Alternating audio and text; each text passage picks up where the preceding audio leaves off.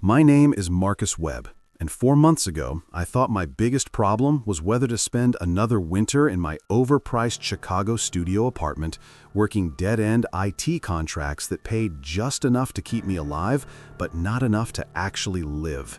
I was 28 years old, wearing the same black hoodie with a faded tech company logo that I'd gotten from a job 3 years earlier, dark jeans that had seen better decades, and steel-toe work boots that echoed off concrete floors in empty server rooms across the city. My nights were spent crawling through cable management systems and rebooting equipment that no one would ever notice unless it stopped working. And my days were spent sleeping in a bed that faced a window overlooking an alley where nothing interesting had ever happened. When the job offer came through LinkedIn from Sarah Chen, Director of Emergency Services for Millfield County, offering double my Chicago rate plus housing for a night systems administrator position, I didn't even research the town before accepting. The salary was too good to question, and the idea of clean air and actual parking spaces seemed like winning the lottery. Millfield turned out to be exactly what you'd expect from a place that needed to recruit IT talent from 200 miles away. Population 3,800, one main street lined with brick buildings that looked like they hadn't changed since the Eisenhower administration, and the kind of profound quiet that makes city people either peaceful or paranoid.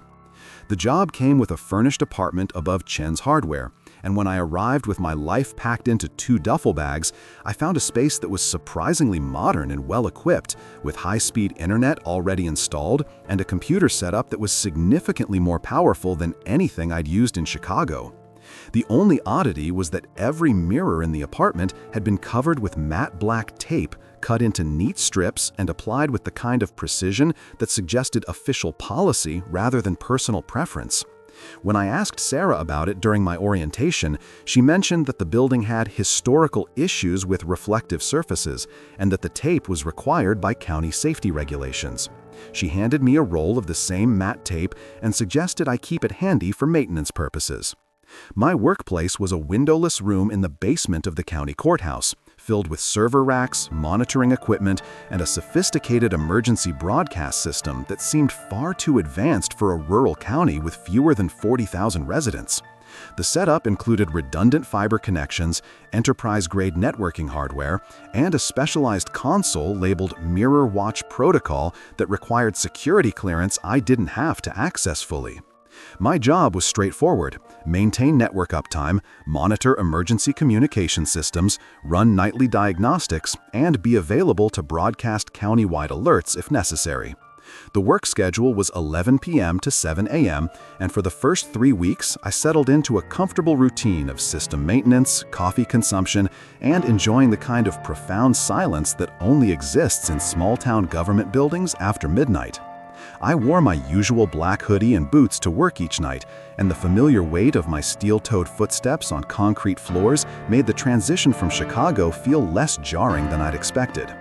The other night shift worker was Tom Bradley, a custodian in his 60s who'd been maintaining the courthouse for over 20 years and had developed the habit of humming old country songs while he mopped floors and emptied trash cans. Tom was friendly enough, but he had one peculiar rule. He never cleaned any room that contained uncovered mirrors after midnight, and he carried a roll of matte tape in his cleaning cart specifically for covering any reflective surfaces he encountered during his rounds.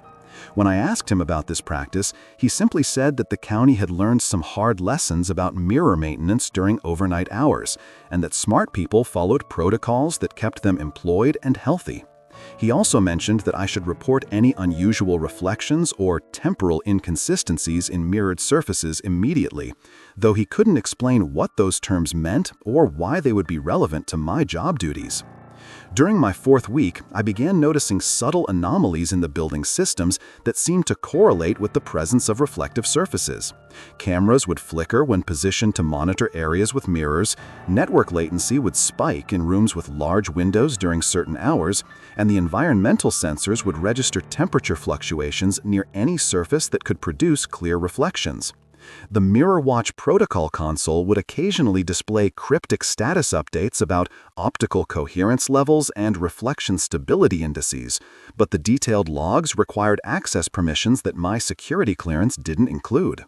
I made several requests to Sarah Chen for additional system documentation, but she always responded that full technical specifications were classified under federal emergency preparedness guidelines and that my current access level was sufficient for routine maintenance duties.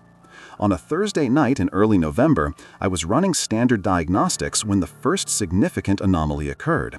At 2:47 a.m., every mirror-adjacent sensor in the building triggered simultaneously, registering what the system classified as temporal displacement events lasting exactly 13 seconds. The emergency broadcast console activated automatically, displaying a pre-programmed alert that I'd never seen before.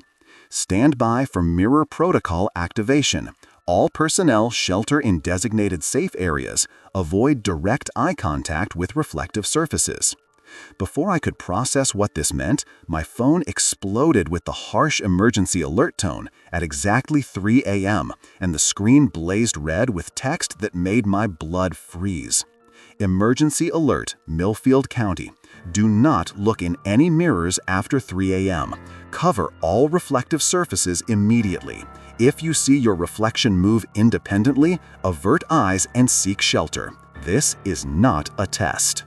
The emergency alert's shrill tone still echoed in my skull as I sat frozen in the basement server room, my black hoodie pulled tight around my shoulders, dark jeans damp with cold sweat.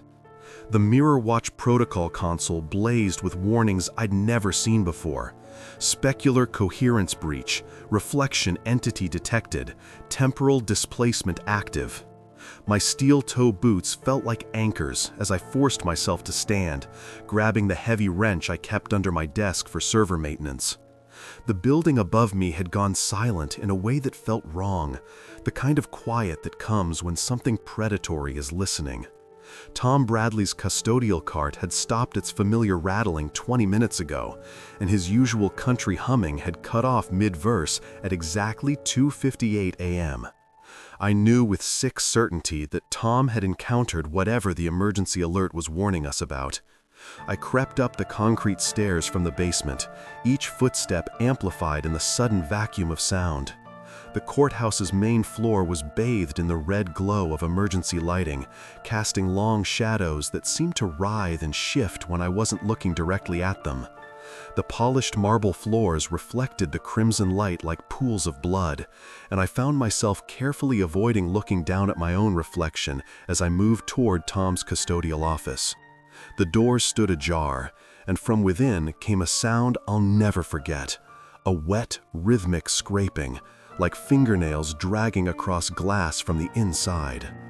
My heart hammered against my ribs as I pushed the door open with the wrench, afraid to touch anything with my bare hands. Tom Bradley was on the floor, his body contorted in an impossible position, arms twisted behind his back, neck bent at an angle that should have killed him instantly.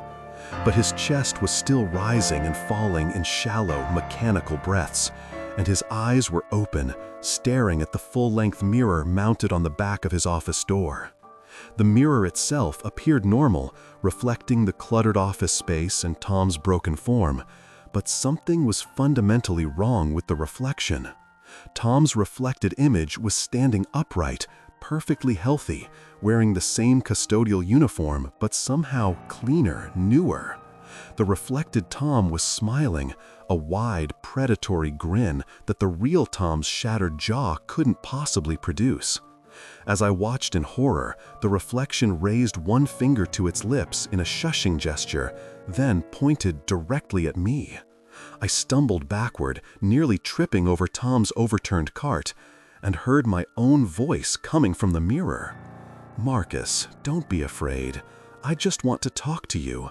I know you're scared, but I can help you understand what's happening here." The voice was perfect, exactly my inflection, my slight Chicago accent, even the way I cleared my throat when nervous. But I hadn't spoken. I was biting my tongue so hard I could taste blood. Yet my reflection in the mirror was moving its lips, speaking with my voice, using words I hadn't chosen. The reflected Marcus was wearing the same black hoodie and jeans, but his eyes held an intelligence that felt alien, predatory, patient in a way that made my skin crawl. I forced myself to look away from the mirror and focus on Tom's real body. His breathing was growing shallower, and when I checked his pulse, his skin felt ice cold, despite the shallow rise and fall of his chest. There were no visible injuries, no blood, no signs of physical trauma, but his eyes remained fixed on the mirror with an expression of absolute terror. I tried to close his eyelids, but they snapped back open immediately, as if some force was compelling him to keep watching his own reflection. The scraping sound continued, coming from inside the mirror itself, and I realized with growing horror that Tom's reflection was trying to claw its way out of the glass, its fingernails leaving no marks on our side, but producing that awful sound from within. My phone buzzed with another emergency alert. Mirror protocol active. Specular entities attempting breach. Do not make eye contact with reflections. Cover all mirrors immediately. Emergency response teams deployed. I grabbed the roll of matte black tape from Tom's cart and began covering the mirror, working frantically to block out the reflection that was still speaking with my voice, still trying to convince me to look directly at it. As the tape covered more of the surface, the voice became muffled, distorted, but more insistent. "Marcus, you're making a mistake. I can show you things about this place, about Aaron Chen, about why you were really hired. Just look at me for 1 second, just 1 second." The moment the last strip of tape covered the mirror, Tom's body went completely still. His breathing stopped, his muscles relaxed, and the terrible tension that had held his broken form in that impossible position finally released. He was dead, but his face showed relief for the first time I'd found him. The scraping sound stopped, replaced by a low, frustrated humming that seemed to come from the walls themselves. I checked my watch, 3:47 a.m. Whatever window of opportunity these entities had was closing, but I knew they would return tomorrow night, and they would be expecting me. I made my way back to the server room, avoiding every reflective surface, keeping my eyes on the floor. The Mirror Watch protocol console was displaying new data. Breach attempt failed. Subject terminated. Entity contained. I realized with sick clarity that Tom's death wasn't an accident or an attack. It was a data point, a measured result in some ongoing experiment. The system had recorded everything, analyzed the interaction between Tom and his reflection, and filed it away for future reference. I wasn't just a night systems administrator. I was the next test subject in a program designed to study how these mirror entities interact with human consciousness.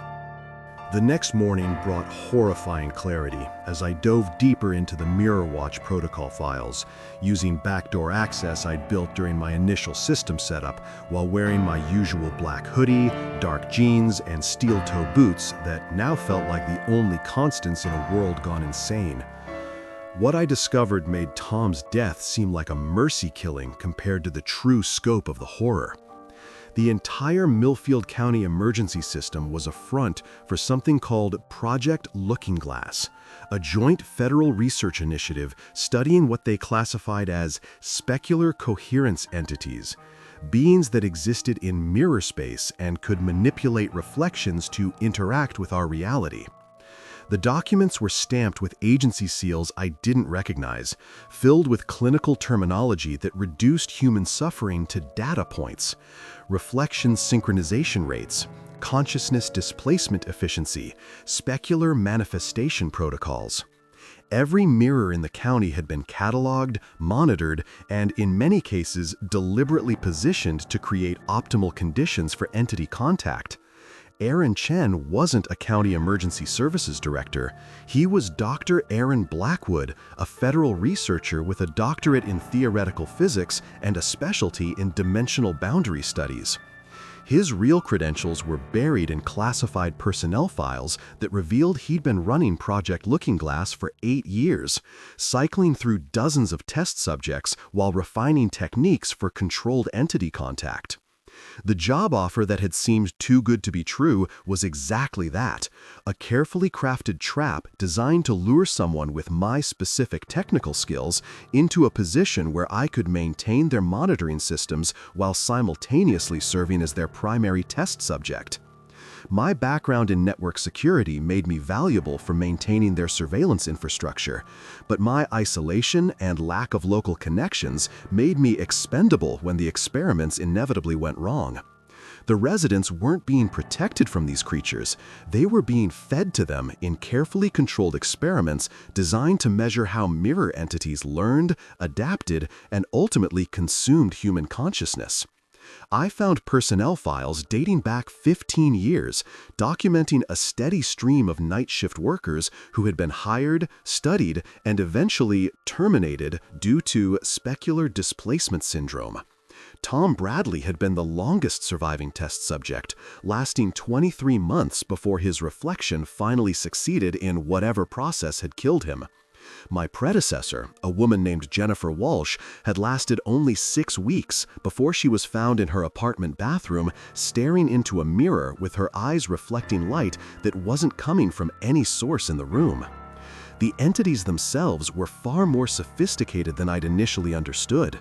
They weren't simply mimicking human behavior, they were learning to replicate human consciousness by consuming it piece by piece through a process the researchers called specular coherence coupling.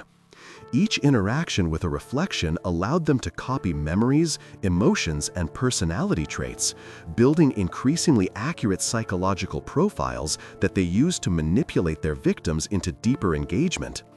The emergency alerts weren't warnings to protect the public, they were notifications to researchers that another subject had reached the critical phase and that data collection was entering its final stage.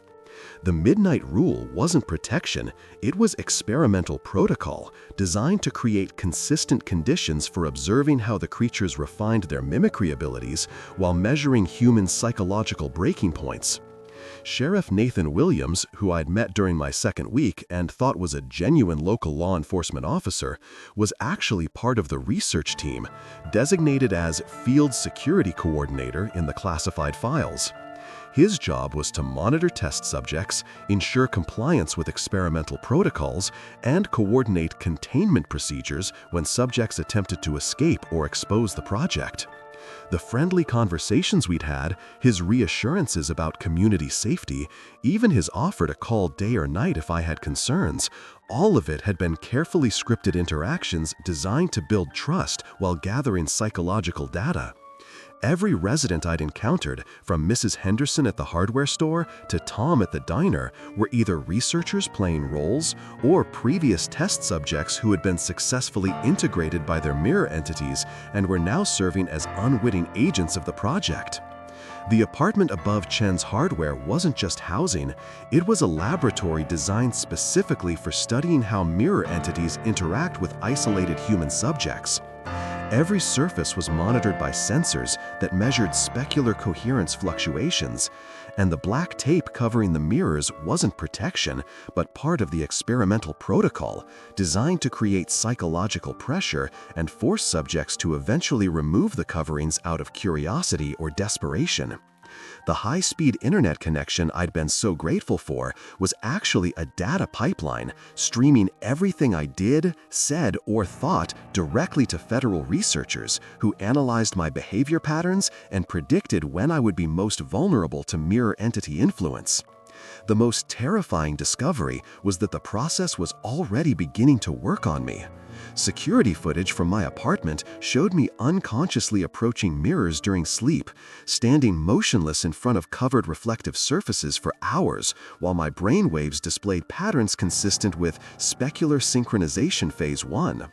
I had no memory of these episodes, but the data showed they were increasing in frequency and duration. My reflection was learning to exist independently, building strength and coherence through these unconscious interactions, preparing for the moment when it would be powerful enough to complete the consciousness transfer. The research data suggested that subjects typically reached critical specular coherence between their 4th and 6th week of exposure, and I was approaching the end of my 5th week in Millfield. That night, I arrived at the courthouse wearing my black hoodie with the faded tech company logo, dark jeans, and steel-toe boots for what I knew would be either my escape or my death. The weight of discovery sat heavy on my shoulders as I descended into the basement server room, carrying a duffel bag containing bottled water, energy bars, a crowbar, heavy-duty flashlights, and most importantly, a sledgehammer I'd taken from the hardware store's inventory. My plan was desperate but calculated. Create a massive system overload that would blind their mirror watch protocol while I systematically destroy every reflective surface in the building. The surveillance footage showing my unconscious interactions with mirrors had revealed I was approaching critical specular coherence, and I had perhaps hours before my reflection gained enough strength to complete the consciousness transfer that had killed Tom Bradley and countless others. At 2:30 a.m., I initiated the first phase of my sabotage. Using backdoor access I'd built during my initial system setup, I began flooding the Mirror Watch protocol with corrupted telemetry data, creating false readings that would mask my movements while overwhelming their processing capacity. The script I'd written was elegant in its simplicity, a recursive loop that fed garbage data from every non-critical sensor in the county back into the central server, creating a digital smokescreen that would take precious minutes to identify and correct. As the server room erupted in alarms and flashing red lights, I grabbed my sledgehammer and began moving through the building, my steel-toe boots echoing off marble floors as I hunted for every mirror that had been used to torture and kill people like me. The first mirrors I destroyed were the small ones in the bathrooms and offices, each impact of the sledgehammer sending spiderweb cracks through glass that shattered with an almost human scream. But as I worked my way toward the larger installations, the building itself began fighting back with increasing violence. Doors slammed shut and locked themselves, trying to trap me in sections of the courthouse, while automated systems pumped sedative gas through the HVAC system. The emergency lighting strobed in patterns that hurt to look at, and I could hear distant sirens as Dr. Blackwood's containment team responded to the chaos I'd created. My vision blurred from whatever chemicals they were pumping into the air, but I kept moving, kept smashing, driven by the knowledge that every reflective surface I destroyed was a potential gateway these creatures couldn't use. As I approached the main lobby's massive antique mirror, something went wrong. My reflection appeared in the glass despite my approaching from an angle that should have made it impossible. And when it spoke, the words came from my own throat without my permission. "Marcus, you're making a terrible mistake. I'm not trying to replace you, I'm trying to save you. This place, these people, they're going to kill you whether you cooperate or not. But if you let me help, if you let me complete the process, we can escape together." The sensation was indescribable. Feeling my lips move and hearing my voice speak words I hadn't chosen, while my consciousness remained trapped behind eyes that wouldn't look away from the mirror. My reflection had somehow gained enough coherence to control my vocal cords, using my body to negotiate for my surrender. The building's automated systems were going haywire around us. Emergency lights strobed in patterns that seemed designed to induce seizures. The HVAC system pumped out clouds of sedative gas that made my thoughts sluggish. And I could hear heavy vehicles surrounding the courthouse as Dr. Blackwood's team prepared to breach the building. My reflection continued its one-sided conversation, explaining how cooperation was my only chance of survival, how resistance would only lead to the same fate that had claimed Jennifer Walsh. But while it controlled my voice and kept my eyes locked on the mirror, it seemed unaware that I could still move my right hand, which gripped the sledgehammer with white-knuckled determination. With every ounce of will I possessed, I forced my right arm to move. The motion was agonizing, like pushing through thick mud that fought every inch of progress. But I managed to lift the sledgehammer despite my reflection's attempts to stop me. The moment the hammer began its swing toward the glass, my reflection's expression changed from confident negotiation to pure rage, and it screamed with my voice. "You don't understand what you're doing. Without me, you'll never leave this place alive. They have contingencies, backup plans, other mirrors. I'm your only chance." The sledgehammer connected with the center of the antique mirror, and the glass exploded outward in a shower of silver fragments that reflected the emergency lights like falling stars. The moment the mirror shattered, I felt something tear inside my skull, a sensation like having part of my brain ripped away. I collapsed to my knees among the broken glass, blood streaming from my nose and ears, but my voice was my own again. The building's automated systems shut down simultaneously, plunging the courthouse into complete darkness except for my flashlight. In the sudden silence, I could hear vehicles surrounding the building, doors slamming, and authoritative voices coordinating a search. Dr. Blackwood's team had arrived, and they were coming for me. But I had destroyed their primary research apparatus, and whatever they had planned to do with my consciousness was no longer possible. Now I just had to survive long enough to escape, and I could hear them breaching the main entrance as I stumbled toward the service tunnel that led to the old records annex. The service tunnel beneath the courthouse felt like crawling through the intestines of some massive concrete beast, my black hoodie catching on exposed rebar, while my steel-toe boots scraped against decades of accumulated grime and rust. Blood from my shattered mirror encounter continued dripping from my nose and ears, each drop echoing in the narrow passage like a countdown timer. Behind me, I could hear Dr. Blackwood's containment team systematically searching the courthouse, their tactical communications crackling over radio frequencies I'd helped maintain during my weeks as their unwitting test subject. The sledgehammer attack had bought me precious minutes, but I knew they had protocols for escaped subjects, and my head start was measured in heartbeats rather than hours. The records annex was a forgotten catacomb of moldering file cabinets and water-damaged boxes that hadn't been disturbed since the 1980s, but more importantly, it contained maintenance access to Millfield's storm drain network. I forced open the rusted grate with my crowbar, dropping into a concrete tube barely wide enough for my shoulders, and began crawling through ankle-deep water that reeked of industrial runoff and decades of decay. The darkness was absolute, except for my flashlight beam, and every sound echoed with metallic resonance that made it impossible to distinguish my movements from potential pursuit. My dark jeans soaked through within minutes, the frigid water numbing my legs, but I kept moving toward what I hoped was the drainage outlet beyond the county line. The psychological trauma from my forced separation from the mirror entity manifested in waves of disorientation and memory gaps that made navigation through the storm system a nightmare of wrong turns and dead ends.